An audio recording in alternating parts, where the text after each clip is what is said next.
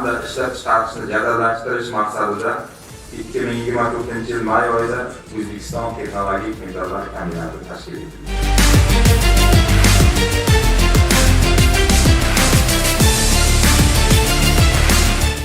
Issiqlik elektrostansiyalari asosiysi Angrenda, ya'ni ko'mirda yoqib ishlaydigan stansiyalar.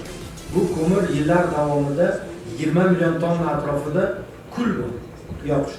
Shu kul tarkibida juda qimmatbaho bo'lgan germaniy, temir oksidi, boshqa turdagi rangli metallar hamda alyumin oksidlari mavjud.